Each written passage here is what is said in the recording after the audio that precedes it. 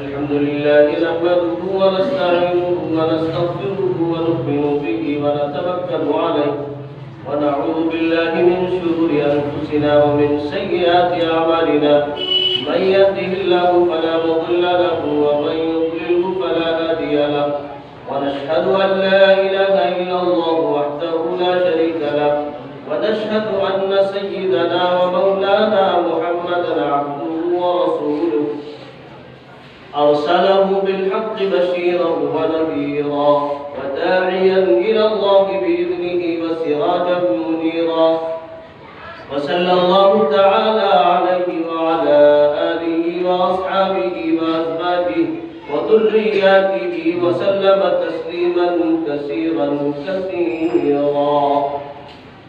أما بعد فأعوذ بالله من الشيطان الرجيم. بسم الله الرحمن الرحيم. يا أيها الذين آمنوا قوا أنفسكم وأهليكم نارا وقودها الناس والحجارة إلى آخره. صدق الله العلي العظيم.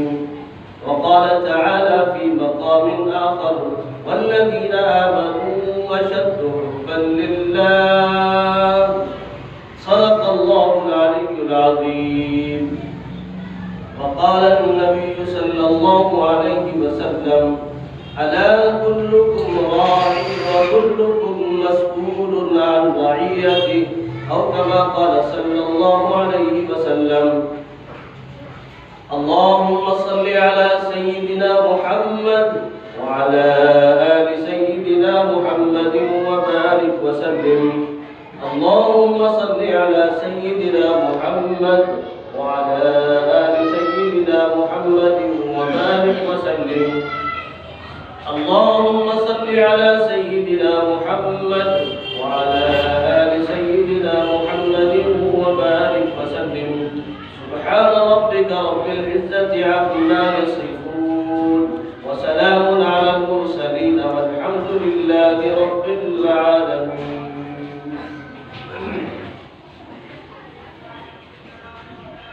معزز سامعین کرام، میرے بزرگوں دوستوں، میرے دینی اور ایمانی بھائیوں، نوجوان ساتھی، اللہ تعالیٰ نے انسان کی فطرت میں ایک بڑی اہم چیز رکھی ہے، اور وہ اہم چیز ہے کامیابی کا چاہنا۔ اس روئے زمین پر ہر ایک انسان چاہتا ہے کہ میں کامیاب ہو جاؤں۔ ظاہر ہے کہ پہلے تو ہم اسی کو سمجھ لیتے ہیں، یقیناً کامیابی کا چاہنا یہ بڑی اعلیٰ و ارفع چیز ہے، اور ہر ایک کامیاب انسان کا مطالبہ ہونا بھی یہی چاہیے کہ میں کامیاب ہو جاؤں۔ کیا اس روئے زمین پر کوئی چاہے گا کہ میں فیلئر میں اپنا نام شامل کروں، ناکام ہونے میں اپنا نام شامل کروں؟ کوئی چاہے گا؟ نہیں چاہے گا۔ کیوں نہیں چاہے گا؟ اس لیے کہ اللہ سبحانہ و تقدس نے انسان کی فطرت کے اندر یہ چیز ودیعت فرمائی رکھی ہے۔ وہ چاہ کر بھی نہیں چاہ سکتا کہ میں ناکام ہو جاؤں۔ چاہت ہمیشہ ہر ایک انسان کی، چاہے جس فیلڈ کا آدمی کیوں نہ ہو، جس شعبے سے متعلق کیوں نہ ہو، ہر ایک انسان کی چاہت یہی ہے کہ میں کامیاب ہو جاؤں، میں کامیاب ہو جاؤں۔ اور تو اس سے ایک قدم آگے بڑھ کر اور انسان کی چاہت ہوتی ہے۔ زمانے کی گردش ایام نے اور اس کے تھپیڑوں نے اس کو تھپیڑا ہو، اس کو الٹ پلٹ کیا ہو، اس کی زندگی اس کے اکارڈنگ کامیابی کی راہ پر نہ جا رہی اب وہ ایک قدم آگے بڑھ کر سوچتا ہے کہ میں کامیاب نہ ہو سکا نہ صحیح، کم از کم میری اولاد کامیاب ہو جائے۔ وہ اپنی تمام تر خواہشات اور چاہت کو قربان کر دیتا ہے صرف اس ایک چیز کے اوپر کہ میری اولاد کامیاب ہو جائے۔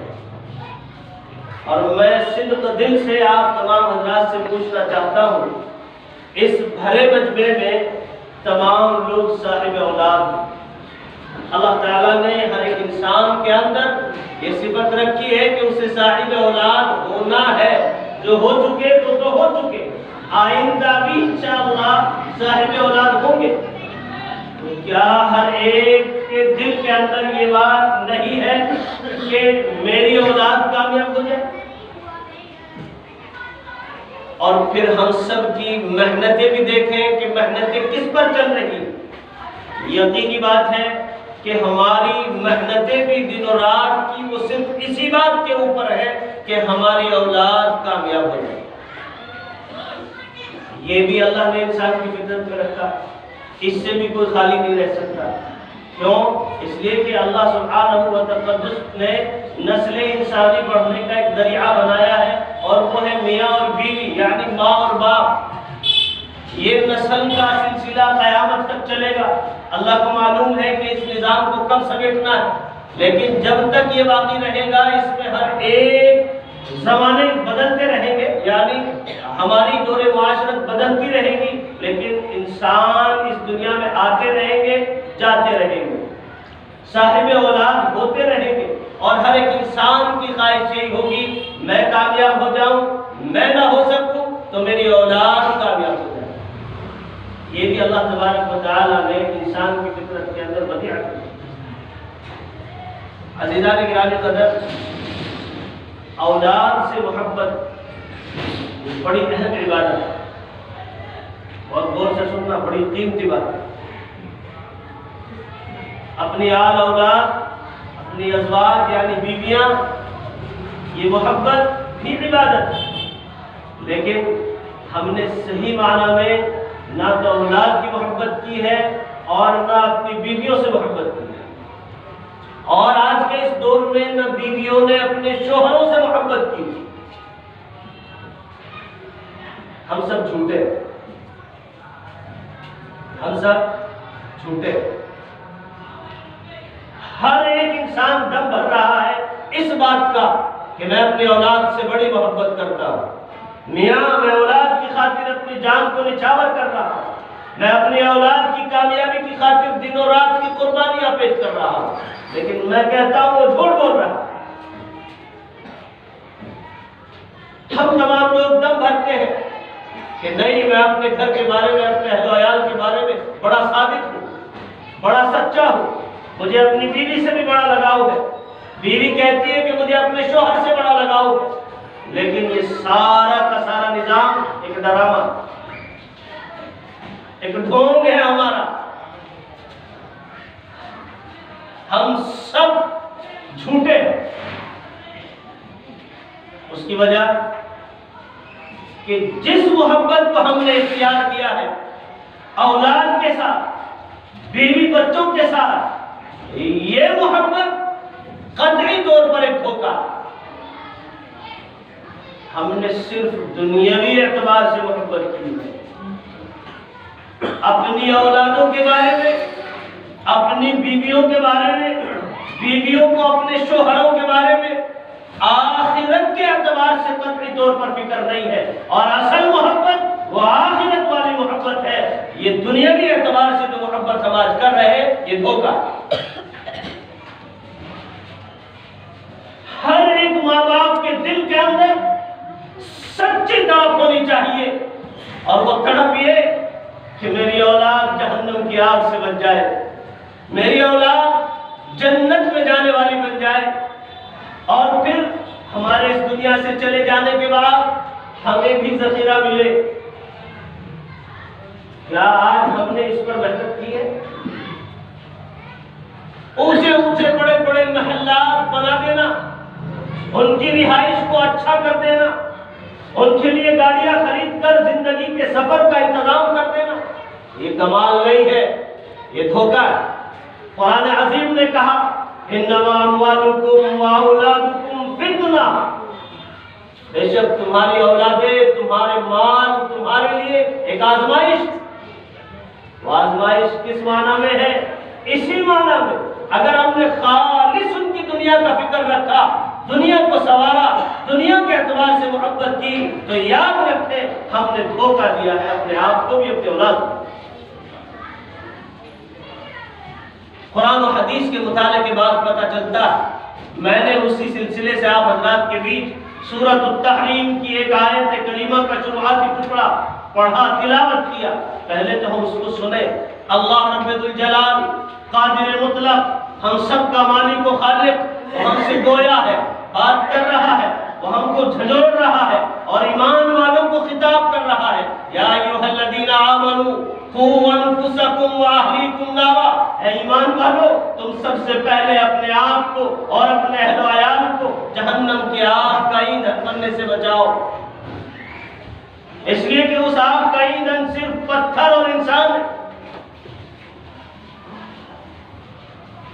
دوسری جگہ پر نبی صلی اللہ علیہ وسلم کو حکم ہوتا ہے وَأَنذِرْ عَشِيرَتَكَ الْأَقْرَبِينَ، جو تمہارے قرابت والے ہیں، تمہارے رشتہ دار ہیں، دوست احباب ہیں، تمہارے بیوی بچے ہیں، اے نبی صلی اللہ علیہ وسلم آپ ان کو ڈراؤ، ان پر تنبیہ کرو۔ ایک بڑا ایموشنل بلیک میل کیا جاتا ہے جب سمجھانے والا، وعظ کرنے والا، نصیحت کرنے والا ذرا سی ترشائی کو اختیار کر لے، اپنے کلام میں تلخی کو لے آئے، تھوڑا سا سخت لہجے میں بات کر لے تو ہم اس کے اوپر سینہ تان کر چڑھ جاتے ہیں، میاں بڑا بدخلق انسان ہے، اس کو تو بات کرنے کی تمیز نہیں، یہ نصیحت کر رہا ہے یا رعب جھاڑ رہا ہے۔ ایسے ایسے الفاظ کہے جاتے ہیں۔ قرآن کا مطالعہ کیجئے، تم لا اکراہ فی الدین، قرآن کریم میں اللہ تعالیٰ نے کہا زبردستی ایک علیحدہ کی چیز ہے، لیکن لا تنبیہ فی الدین سے انکار نہیں۔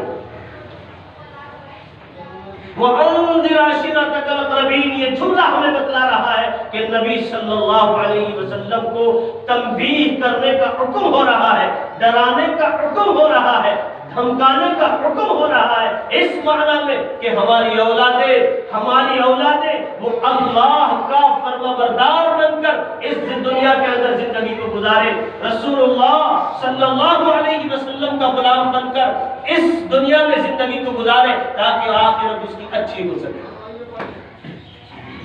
ہم نے دنیاوی اعتبار سے اس کی تمام حاجات و ضروریات کا انتظام کیا، لیکن ماں باپ کے دل کے اندر یہ تڑپ نہ ہو سکی کہ میرا بچہ پکا سچا مسلم اور پکا سچا مومن بن سکے۔ اس کی ہمیں کوئی فکر نہیں۔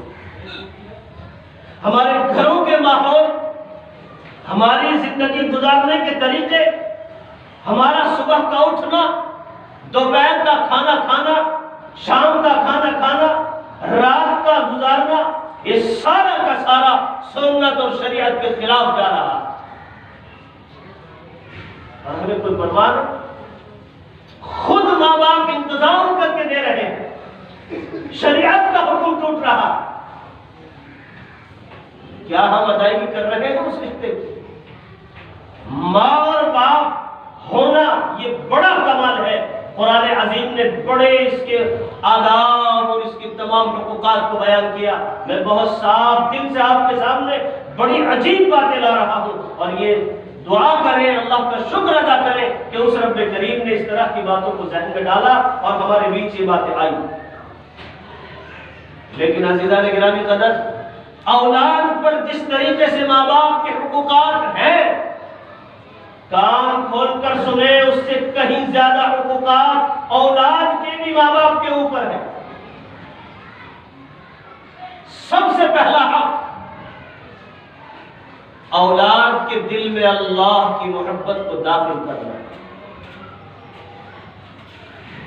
رسول اللہ صلی اللہ علیہ وسلم نے ارشاد فرمایا، جب بچہ ہمارے گھر کے اندر 6 سال کا ہو جائے، میری اور آپ کی گود کی زینت بنے، تو اس وقت ہمارے اوپر یہ فرض ہے کہ ہم اپنے بچے کی زبان پر اللہ اللہ اللہ کا نام اس قدر رٹائے، اس قدر رٹائے کہ وہ سوتے اٹھتے جاگتے بیٹھتے مستقل لفظ اللہ اس کی زبان پر رٹ جائے، اور وہ اللہ کے اس نام کو اتنا رٹے کہ اللہ اس کے دل کے اندر اپنی معرفت کے انوار کو اتار دے۔ یہ ماں باپ کے اوپر ہے۔ اٹھائیے آپ احادیث مطالعہ کیجئے۔ سب سے پہلی ذمہ داری ماں باپ پر یہ ہے کہ رسول اللہ صلی اللہ علیہ وسلم نے ارشاد فرمایا بچے کا مدرسہ سب سے پہلا اس کی اپنی ماں کی گود۔ یہ اولاد کے حقوق ہے ماں باپ، اچھی تربیت کرنا، اس کو آداب سکھانا، احترام سکھانا، قدر و منزلت سکھانا، اللہ کیا ہے یہ بتلانا، رسول اللہ کی ذات کیا ہے یہ بتلانا سکھلانا، اور پھر دیندار یہ تمام باتیں اس کو سکھلانا، یہ ماں باپ پر اولاد کا حق ہے۔ آج ہم ان حقوقات کے اعتبار سے 0/0 بچوں کی تمام ضروریات ہم دن و رات کی محنت اور لگن سے پورا کر رہے ہیں، اس میں کوئی دریغ نہیں، لیکن میرے عزیزان گرامی قدر ہم ذرا سا یوں بھی سوچیں کہ آخر اگر ان تمام خواہشات کو پورا کرتے کرتے اور اللہ کی نافرمانی ہمارے بچوں کے اندر داخل ہو گئی، رسول اللہ کی نافرمانی داخل ہو گئی، تو خدا کی قسم میری اور آپ کی پوری زندگی کی محنت یہ ناکام۔ کارگر اسی وقت ہوگی، یہ آپ کا راتوں کا جاگنا، یہ اتنی ٹینشنوں کا بوجھ اٹھانا اور یہاں سے وہاں گھومنا، پھر سامان یہاں سے ادھر کرنا اور اتنا مجاہدہ کرنا، یہ سب اس وقت کارگر ہوگا کہ جب ہمارے دل کے اندر یہ تڑپ پیدا ہو جائے کہ اے اللہ ہم سب کی اولادوں کو اپنی محبت نصیب فرما، اے اللہ ہماری اولادوں کو نیک صالح فرما، تب جا کر کے کہیں اس تڑپ پر کام بنے گا۔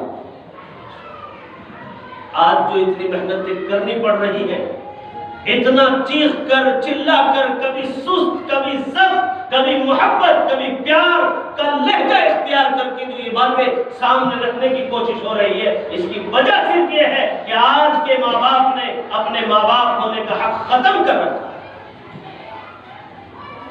اگر آج کے ماں باپ اپنے ماں باپ ہونے کا حق اختیار کرے تو انشاءاللہ ایک وقت وہ تھا کہ پھر اسی طریقے سے ہماری اولادوں کو ہدایت ملے گی۔ حضرت حسن بصری رحمۃ اللہ علیہ کا زمانہ ہے، آپ کی ایک شاگردہ ہے، آپ نے اس کو بڑے اچھے انداز سے تربیت فرمائی، دین سکھلایا، دین سیکھنے کے بعد اس کی شادی ہوئی، شادی ہونے کے بعد شوہر ان کو بڑا امیر و کبیر آدمی ملا، معاملہ چلتا رہا، زندگی آگے بڑھتی رہی۔ اللہ کا نظام ہے کہ نکاح ہونے کے بعد اللہ نے اولادوں کے ہونے کے فیصلے فرمائے ہیں، کیونکہ میں نے کہا تھا کہ یہ نکاح کا ہونا، میاں اور بیوی کا رشتہ اختیار ہونا، یہ نسل انسانی بڑھنے کا ذریعہ ہے۔ ایک بیٹا ہوا، بیٹا جب ہوا تو ماں کی فطرت کے اندر یہ بات تھی، تڑپ تھی کہ اللہ میرے بیٹے کو ولی بنا دے۔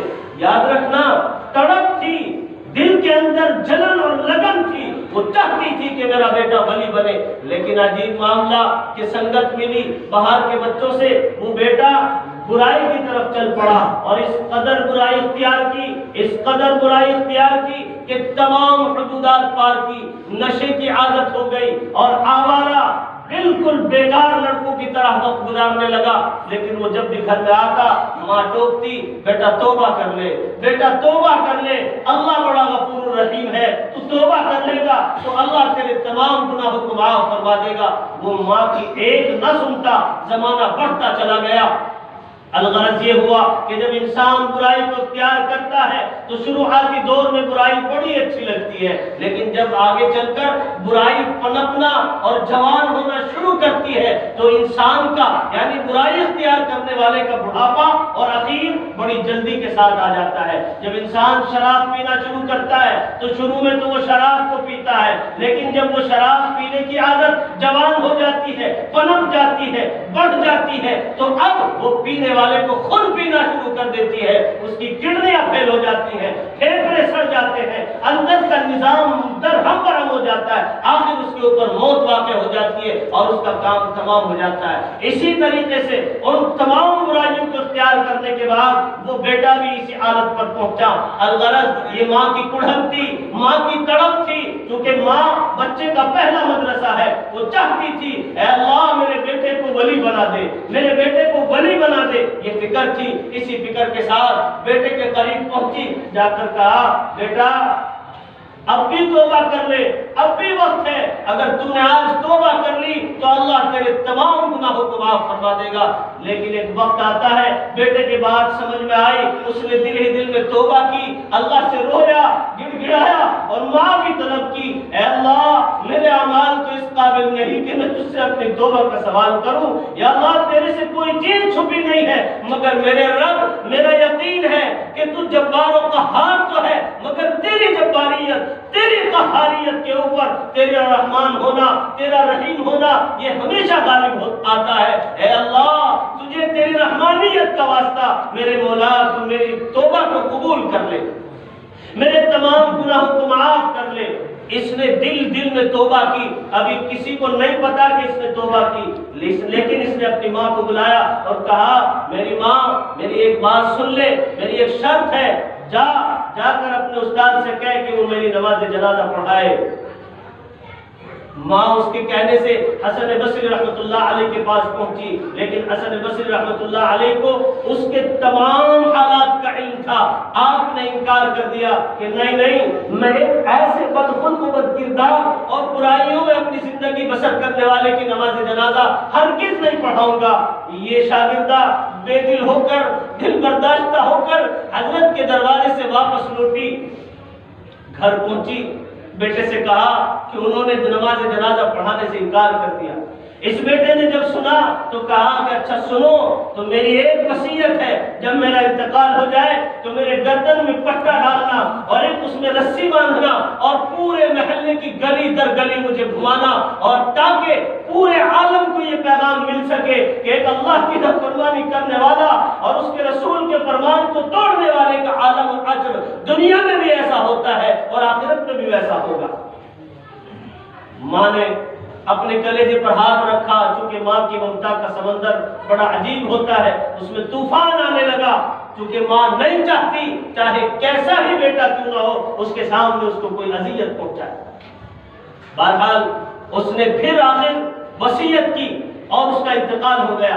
اب اس وصیت کے ساتھ معاملہ یوں ہوتا ہے کہ ادھر یہ پھر امید لے کر حضرت حسن بصری رحمۃ اللہ علیہ کے دروازے پر پہنچتی ہے کہ شاید ہے اب حضرت کے دل میں بات آ جائے اور وہ میرے بچے کی نماز جنازہ پڑھا دے۔ یہ شاگردہ حضرت حسن بصری رحمۃ اللہ علیہ کے دروازے پر پہنچی، جا کر درخواست کی، حضرت نے پھر وہی جواب دیا۔ یہ دل برداشتہ ہو کر پھر نکل پڑی، لیکن دل ٹوٹا ہوا ہے، اللہ سے آس لگی ہے اور دل ہی دل میں بات کر رہی ہے۔ ادھر اس نے دل میں اللہ سے پکی سچی توبہ کی اور وہ توبہ رنگ لائی۔ ادھر ماں کی جو کڑھن تھی، اس کی جو تڑپ تھی کہ میرا بیٹا ولی ہو جائے، ایک ماں کی دعا کو اللہ رد نہیں کر سکتا، اس نے دل سے دعا کی تھی۔ فوراً ادھر حضرت حسن بصری رحمۃ اللہ علیہ کو احساس ہوا، بات کھول دی گئی اور کہا کہ اے ہمارے ولی، اے ہمارے دوست، تو کیسا ہمارا دوست ہے؟ ایک دوست کا ہمارا جنازہ پڑا ہے اور تو پڑھانے سے انکار کر رہا ہے۔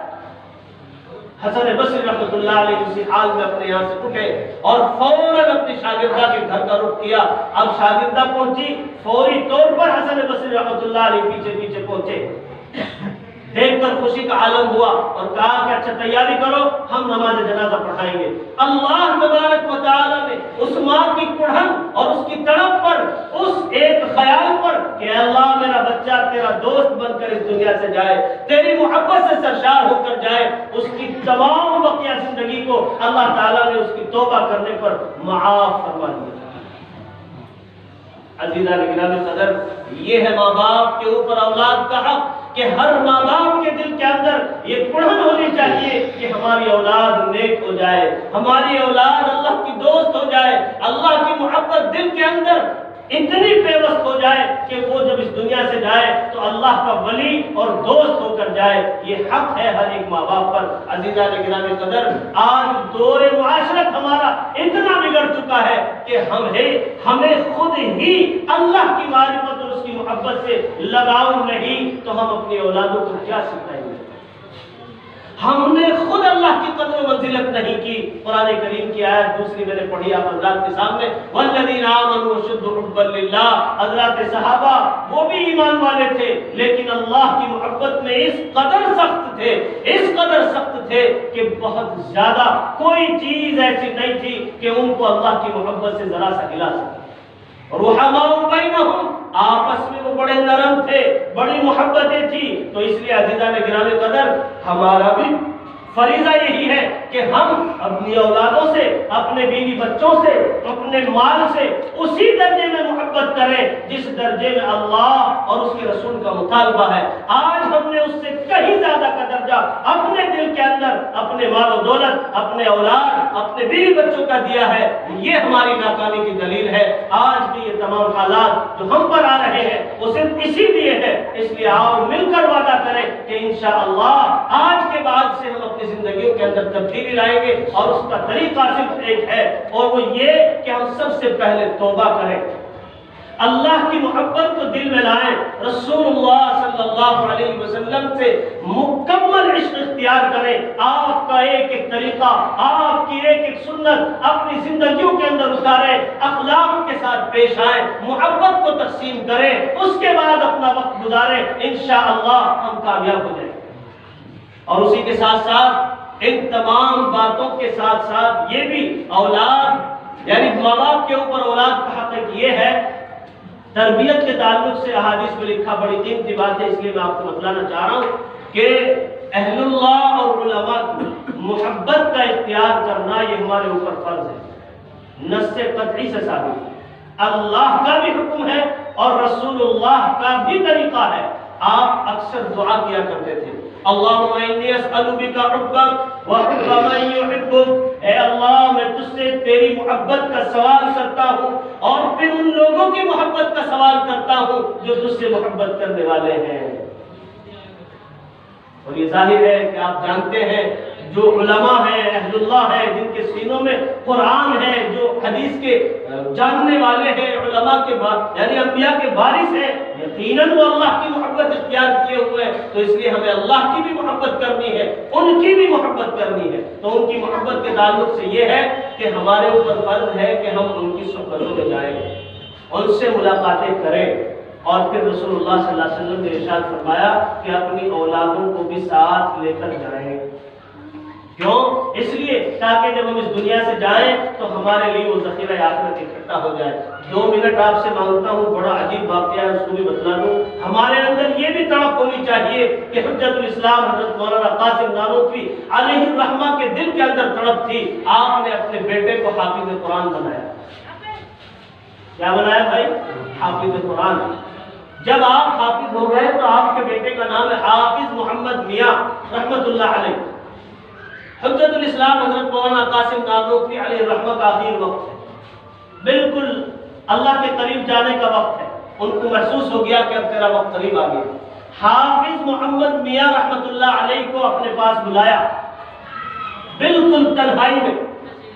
جب بیٹا آیا تو دل بھر آیا، آنکھوں سے آنسو جاری ہوئے. فطرت کا تقاضا، محبت کا تقاضا. بیٹے نے کہا کہ ہو سکتا ہے شاید مجھ سے کوئی غلطی ہو گئی ہو، ابا حضور مجھ سے کوئی بات ہوئی؟ آپ نے ارشاد فرمایا کہ نہیں. فرمایا کہ میں نے آپ کو حافظ صرف اس لیے بنایا کہ آپ مجھے فراموش نہ کر سکیں. آپ عالم بھی بنو گے، دنیا میں آپ کا نام ہوگا، اور جب دنیا میں نام ہوگا لوگ عزتیں دیں گے، شہرت اختیار ہوگی، یہ سب کچھ تمہارا اپنے لیے ہوگا. لیکن میرے لیے تو وہ ہوگا کہ میں نے تمہیں حافظ قرآن بنایا تو تم روزانہ مستقل تلاوت کر کے مجھے پہنچاؤ گے. میرے لیے یہ ہے. یہ سلسلہ حضرت مولانا قاسم نانوتوی علیہ الرحمہ سے شروع ہوا اور حضرت مولانا قاری طیب صاحب رحمۃ اللہ علیہ تک چلتا رہا۔ حضرت قاری طیب صاحب رحمۃ اللہ علیہ لکھتے ہیں کہ مجھے بھی میرے والد محترم نے حافظ محمد میاں صاحب نے بلایا اور بلا کر یہی سوال کیا اور کہا کہ مجھے فراموش نہ کرنا، یہ سارا کا سارا نظام، عزت، شہرت، دولت اور پوری دنیا کے اندر گھومنا، یہ سب کچھ تمہارے لیے ہے، میرے لیے تو صرف یہ ہے کہ جو سینے کے اندر تمہارے قرآن آیا ہے۔ تو حضرت قاری طیب صاحب رحمۃ اللہ علیہ لکھتے ہیں کہ جب تک میں زندہ رہا میرا معمول اخیر تک یہ رہا کہ میں اوابین کی نفلوں میں اپنے والد محترم کے لیے ایک پارہ روزانہ بلا ناغہ پڑھتا۔ یہ ہے وہ محبت اولاد سے۔ اگر ہمیں بھی سچی محبت کرنی ہے تو اپنی اولادوں کے بارے میں یہی فکر کرنا ہوگا کہ ہماری اولاد نیک ہو جائے تاکہ آخرت میں ہمیں سکون ملے، قبر میں سکون ملے، ہمارا حشر اچھا ہو اور پھر اللہ کی جانب سے وہ تمام نوازشات ہمارے دامن میں شامل حال ہو جائے کہ جن کا ہمیں انتظار ہے، جن کے ہم تذکرے سنتے ہیں۔ دعا کریں کہ اللہ تعالیٰ مجھے بھی اور آپ کو بھی صحیح معنی میں عمل کی توفیق نصیب فرمائے۔ رسول اللہ صلی اللہ علیہ وسلم کی جو حدیث ہے، الا کلکم راع و کلکم مسئول عن رعیتی، سنو، کان کھول کر سنو، اس کا ترجمہ یہی ہے، یہی سے شروع ہوتا ہے، تم میں کا ہر ایک انسان وہ چرواہے کے مانند ہے اور تم سے ہر ایک سے اپنی اپنی ذریت کے بارے میں، اپنی اپنی رعیت کے بارے میں کل قیامت کے دن حساب و کتاب ہوگا۔ اللہ تعالیٰ مجھے بھی آپ کو بھی کہنے سننے سے زیادہ چاق و چوبند ہو کر، اپنی اولاد کے بارے میں متفکر ہو کر وقت زندگی گزارنے کی توفیق نصیب فرمائے۔ آمین۔ وآخر دعوانا ان الحمد للہ رب العالمین۔